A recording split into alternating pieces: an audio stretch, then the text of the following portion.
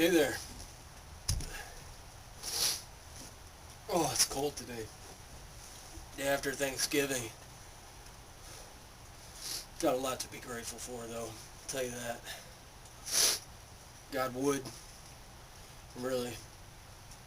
It's all that matters here, right now, in Vermont. It's tough to come by this year. Anyway, thought I'd take a break, talk to you for a few. Primarily because people ask me, Christian, when you're not splitting wood, what do you do? Well, I read books. Books from small independent presses. Presses that are doing it for the love of the endeavor. Certainly not for the money.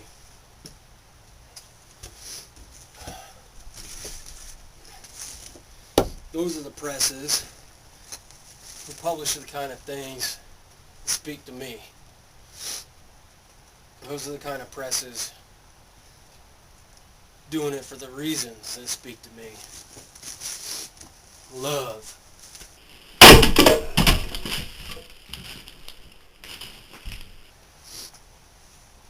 People also ask me, it seems like you wear the same clothes. You know, I saw your videos from last year. You're wearing the same purple flannel. What's up with that? Well, I'll tell you. I wear things till they rot off my body. Why? Two reasons. One, I don't have a lot of money. Two, back in the 50s, when production was the word of the day, when there was money to burn, people were excited having won a war against a bunch of fascists in another country.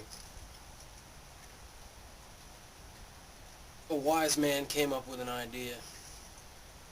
Perceived obsolescence. That means whatever thing you have, be it clothes, be it a radio, TV, may be in perfect working order, but somehow something inside you tells you it's not. Tells you need a new one. But see, it's not actually something inside you. It's an advertisement that you've seen. An advertisement telling you that your radio, your TV, or your purple flannel are out of date. And you're kind of a sad, pathetic loser for still owning this now obsolete item, this thing. Hence, still wearing the purple flannel. And I'm going to rock this purple flannel until I can no longer rock it all. Or it can't. One or the other. I get a lot of review copies. And I don't have enough time in the day between splitting wood, working on my house, to respond to them all in a timely manner. I got something this summer. Stunning. Stunning piece of work. I'll get it for you.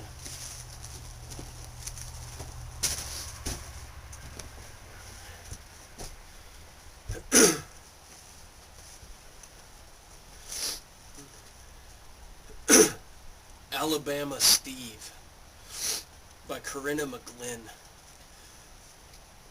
This is published by Destructible Heart Press out of Albuquerque, New Mexico, where, I'm guessing, slightly warmer than today is here in Vermont. It's a chapbook, finely produced, saddle stapled, green, I would say 10-point cover, red end sheets, kind of Christmassy. Maybe I got it this summer, but you might want to consider getting it for someone this Christmas. The reasons will be clear soon. So I'm going to read the title piece, Alabama Steve, first section in the book. Alabama Steve. Yesterday I was so depressed I couldn't live, and the neighborhood boys kept going, "Is it because of your birthday? Is it because you're getting old?" But the truth is, I didn't even know it was my birthday until they said something. After that, they all sort of felt like they should do something. So Tommy says, let's take her to see Alabama Steve. And everybody goes, yeah, Alabama Steve. Who's Alabama Steve? I go. And somebody says he's this neighborhood whack job over on Jefferson Street who tells people's fortunes for a nickel.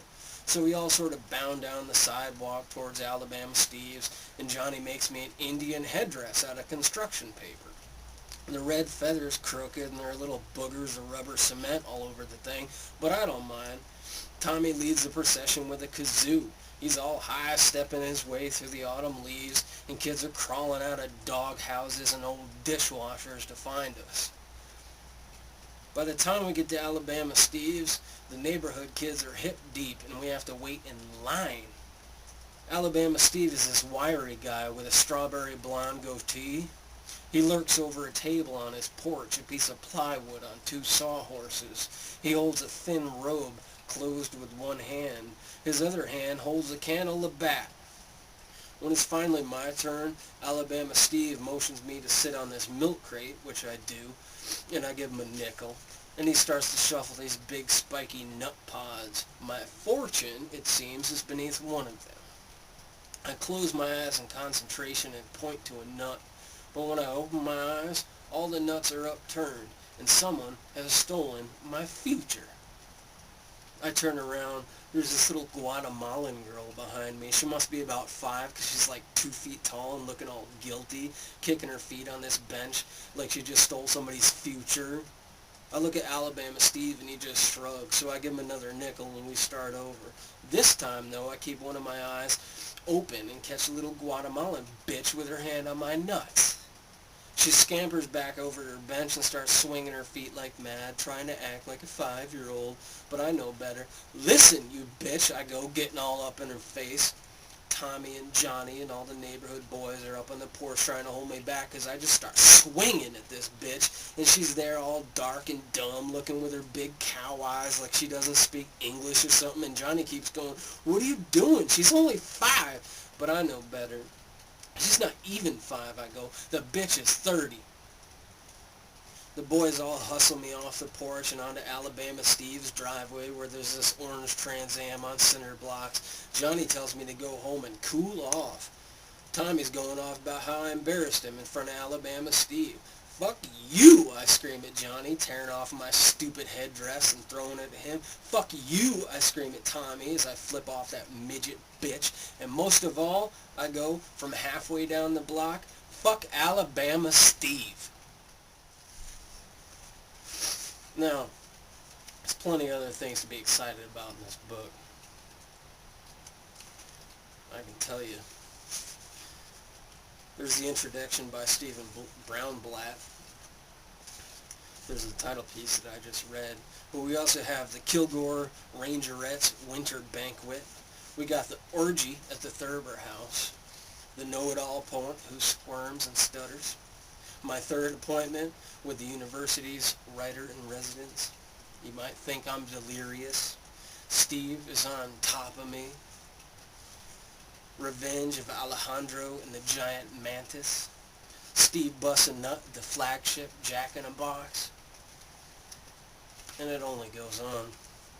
This is probably one of the funniest books I've read in a while. But it's not just funny, it's intelligent. And it's not just intelligent, it's intelligent in a way that doesn't condescend. It's a rare achievement among my generation. It's a rare achievement among the small press world. We find a knowing poet who manages to frame, discuss, and be the working class and the unemployed without talking about them. Because it's not really funny, actually, to make fun of mullets, you know, people outside of the system. I mean, if you actually think it's funny that someone might, drink beer all day and live with their grandmother, you know, sleep in the basement, if you actually think that's funny, then I don't want to read you, you know. And, you know, I hope you die in a basement with your grandmother, okay? It's not funny. This is funny, though. This is funny. Thank you, Destructible Heart. Even with my 100-degree below boots, my toes are frozen, and I have to get back to splitting wood so I can start a fire. Thank you.